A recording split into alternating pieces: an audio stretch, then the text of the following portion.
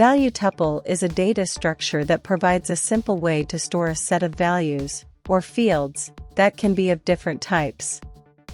ValueTuple provides a cleaner and more intuitive syntax for creating tuples.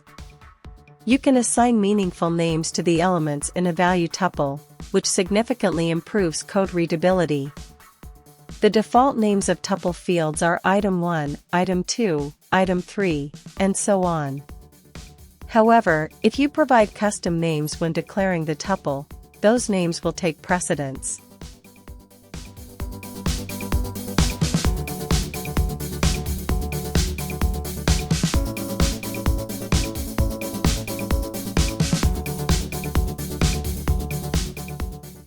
You can easily deconstruct a value tuple into individual variables for convenient access to its elements.